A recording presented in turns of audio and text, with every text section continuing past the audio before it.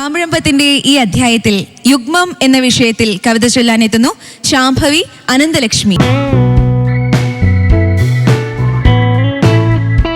ശാംഭവി അനന്തലക്ഷ്മി രണ്ടുപേരും ഒരേ നിറത്തിലുള്ള വസ്ത്രങ്ങളൊക്കെ അണിഞ്ഞ് പാവാട അണിഞ്ഞ് വന്നിരിക്കുകയാണ്. സെമി ഫൈനൽ മത്സരങ്ങളാണ് അല്ലേ?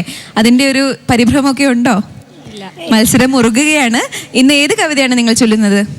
വള്ളത്തോളിൻ്റെ ഒരു ഉറക്കുപാട്ട്. അപ്പോൾ നല്ല ഒത്തൊരുമയോടുകൂടി തന്നെ ഈ യുഗ്മ കവിത ചൊല്ലാൻ സാധിക്കട്ടെ. നന്ദി ചേച്ചി.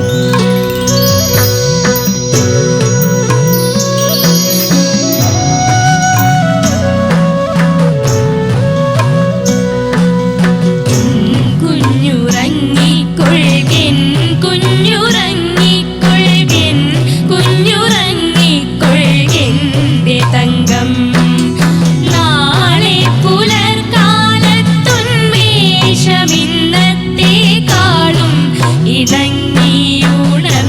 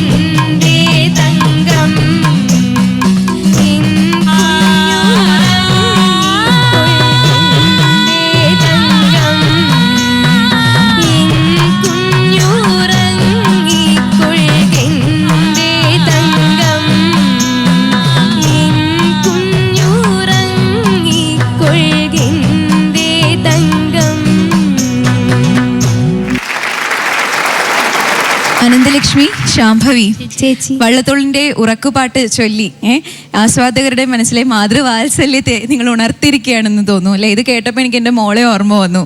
ഇത് പാടിക്കൊടുക്കണമെന്നൊക്കെ തോന്നി.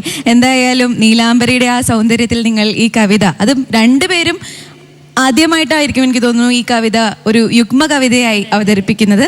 അതെങ്ങനെ ഉണ്ടായിരുന്നു എന്ന് നമുക്ക് വിധികർത്താക്കളോട് തന്നെ ചോദിക്കാം. നീലകൃഷ്ണൻ സർ. ശാംഭവി, അനന്തലക്ഷ്മി സാർ. അതിമനോഹരമായിട്ട് ആലപിച്ചു. നന്ദി സാർ.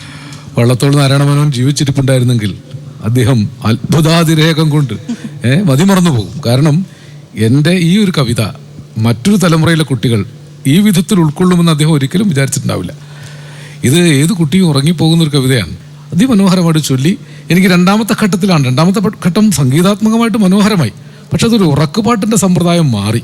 അതൊരു കഥകളിപ്പദം പോലെയൊക്കെ ശബ്ദായമാനമാകുന്ന, അതിൽ മൗനം എന്നൊക്കെ പറയുന്നുണ്ടെങ്കിലും മൗനം ഒട്ടും ഇല്ലാത്തൊരു ആലാപന രീതിയാണ്. പക്ഷേ അതുകൊണ്ട് കവിതയ്ക്ക് ദോഷമൊന്നും വരുത്തിയില്ല. ഈ സംഗീതം സ്വീകരിച്ചതിൽ ഉറക്കുപാട്ടിൻ്റെ ഭാവം അല്ലേ, അതല്ലേ നിൽക്കേണ്ടത് അല്ലേ? അങ്ങനെ ഒരു സംഗതി കൂടി ഇല്ലേ? അങ്ങനെ കൂടി നോക്കാവുന്നതാണ്. അതുപോലെ തന്നെ ഉല്ലാസം കോലുവാൻ കാലമായി എന്നുള്ളിടത്ത് ഉല്ലാസം നീട്ടുകയും കോലൽ ചെറുതാവുകയും ചെയ്തപ്പോൾ അവിടെ ഒരു ചെറിയ ഇടർച്ച. അതൊന്നും ദോഷമായിട്ടല്ല. സെമി ഫൈനലാവുമ്പോൾ എവിടെയൊക്കെയാണ് ഇടർച്ച പറ്റുന്നതെന്ന് കൂടുതൽ തിരുത്താൻ വേണ്ടി പറയുകയാണ്. ഏതായാലും അത്ഭുതകരമായ രീതിയിൽ ഈ കവിത രണ്ടുപേരും ചേർന്ന് ആലപിച്ചു. രണ്ടുപേർക്കും അഭിനന്ദനം. നന്ദി സർ. മുരുകൻ സർ. അനന്തലക്ഷ്മി, ശാംഭവി അല്ലേ? നമ്മളെ പിന്നെ ഈ ആസ്വാദകർക്ക് ആസ്വദിക്കാം മനോഹരമായി, മനസ്സിനെല്ലാം അങ്ങനെ റിലാക്സ് ചെയ്തിട്ട് നന്നായി ആസ്വദിക്കാം. പക്ഷേ ഞങ്ങൾ രണ്ടാളിനെ വിധികർത്താക്കളായി മാറ്റിയിരുത്തിക്കൊണ്ട് ഞങ്ങൾക്ക് ആസ്വദിച്ചാൽ മാത്രം പോരാ എന്നുള്ളതാണ്. അതിൻ്റെ ഗുണദോഷങ്ങളെക്കുറിച്ച് വളരെ ശ്രദ്ധയോടെ ഇരിക്കേണ്ടതും ഉണ്ട്. അതുകൊണ്ടുണ്ടാകുന്ന ഏറ്റക്കുറച്ചിലുകൾ പറയേണ്ടത് ഈ സെമി ഫൈനലിൻ്റെ സമയത്ത് അത്യാവശ്യവും ആണെങ്കിലും ഒരു കാര്യം പറയാനുള്ളത്, ചിലയിടത്ത് ഹൈ പിച്ചിൽ വരുന്നുണ്ട്. അപ്പോൾ കുട്ടി അവസാന നിമിഷം വരുമ്പോൾ അമ്മ ഇങ്ങനെ പതുക്കെ താരാട്ട് കുറച്ചാണ് കൊണ്ടുവരാറുള്ളത്. ഇത് അവസാനം വരുമ്പോൾ എന്ന് പറഞ്ഞ ഹൈ പിച്ചിലുള്ള പിന്നെ ഇതെന്താ കേൾക്കാൻ നല്ല രസമുണ്ട്, സുഖമുണ്ട്. അതിൻ്റെ ഇതൊക്കെ എടുത്ത് അത് കൊള്ളാം, ഹമ്മിങ് കൊള്ളാം. എന്നാലും അതൊക്കെ കുറച്ചുകൂടി താരാട്ട് പാട്ടാണെന്നുള്ളൊരു ഓർമ്മ കൂടെ ഉണ്ടാവണം. നന്നായിട്ട് രണ്ടാളും ആലപിച്ചു. നല്ല ഒരു ഉണർത്തുപാട്ട് നിങ്ങൾ സമ്മാനിച്ചു. ആശംസകൾ. നന്ദി സർ. ശാംഭവി, അനന്തലക്ഷ്മി, രണ്ട് കുഞ്ഞമ്മമാർക്ക് എത്ര മാർക്ക് ലഭിച്ചു എന്നറിയാം. ലീലാകൃഷ്ണൻ സർ. രണ്ടുപേർക്കും 50-ൽ 48 മാർക്ക് തരാം. നന്ദി സർ. മുരുകൻ സർ. തീർച്ചയായിട്ടും അത് തന്നെ ശരി. ഞാനും രണ്ടാൾക്ക് 48. നന്ദി സർ. 100-ൽ 96 മാർക്കാണ് ശാംഭവിക്കും അനന്തലക്ഷ്മിക്കും ഈ കവിത ചൊല്ലിക്കഴിഞ്ഞപ്പോൾ ലഭിച്ചത്. ഈ സെമി ഫൈനൽ മത്സരങ്ങളിൽ ഇനിയുള്ള കവിതകൾ ഇതുപോലെ മികച്ചതായി തന്നെ ചൊല്ലാൻ സാധിക്കട്ടെ എന്ന് ആശംസിക്കുന്നു. അഭിനന്ദനങ്ങൾ.